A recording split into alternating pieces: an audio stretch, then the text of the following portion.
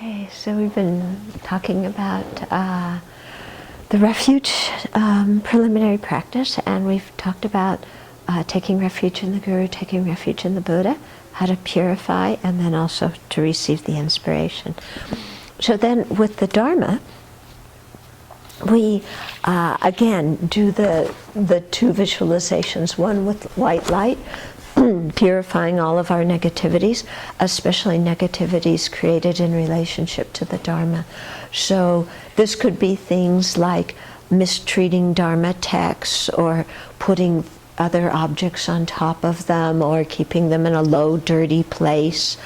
It could also be things that are more serious, such as making up your own teachings and saying that they're the Buddhist teachings.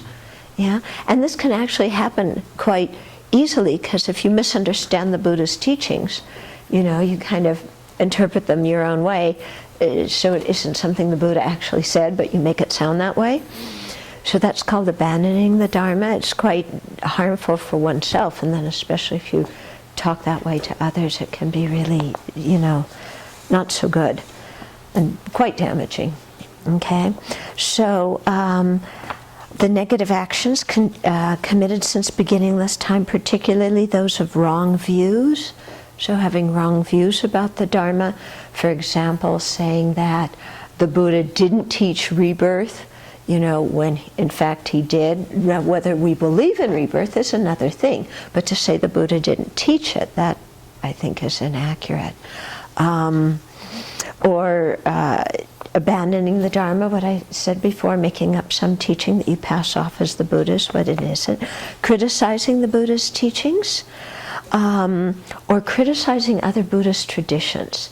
This one's also really not good, because all the traditions came from the Buddha, and the Buddha taught in a variety of ways, and sometimes said different things at different times to different people, because they have different dispositions, different inclinations.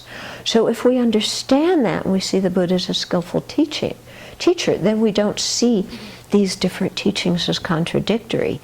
But otherwise, we might see them as contradictory and criticize other traditions and so on.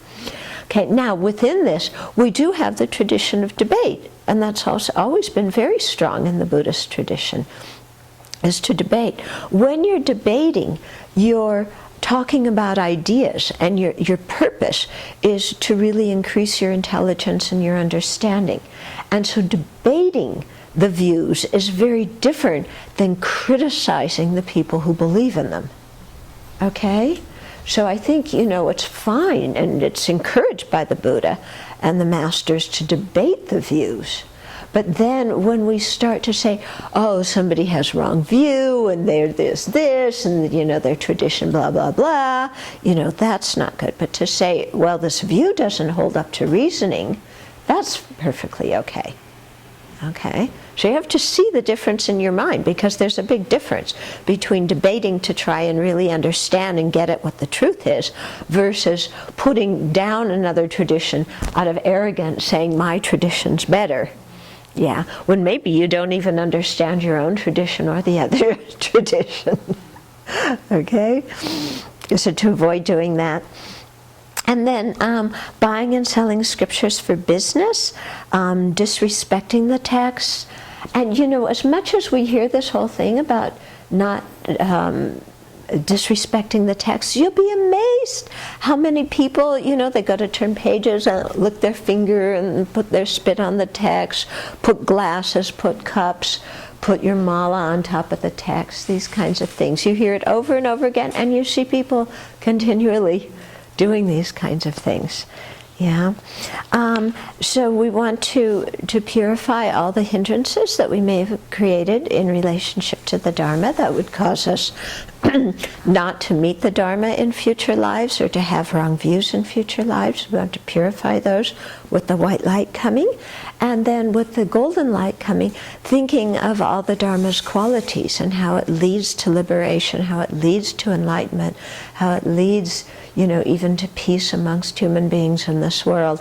And so with a a great deal of faith and confidence in all the various different teachings and methods that the Buddha taught, then imagining those realizations coming into us as we imagine the golden light coming in to us and to all the sentient beings around us as we say Namo Dharmaya, or I take refuge in the Dharma.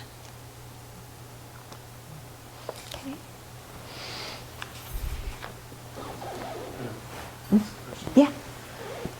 I've heard many times this thing about rebirth and how the Buddha taught it and how we need to recognize that. What is the importance of that? Because we also know that the Buddha taught that phenomena inherently exist, but that doesn't mean we hold it as like the highest. Right. Yeah. Okay, so you're asking, what is the importance? Well, why is it always said? Okay. Why is it always said? I think because when you have a view of multiple lives, it gives you a much broader perspective on what suffering means. Okay? Because if we just talk of suffering or dukkha within one life, then it sounds like when you die, it all ends. When you talk about it over many lifetimes, then it gives you a much deeper feeling of what being in samsara means.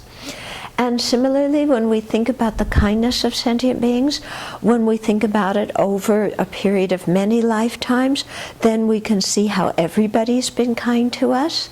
But when we only think of one lifetime, then it's possible to leave some people out, either because we don't know them or we have a different kind of relationship to them.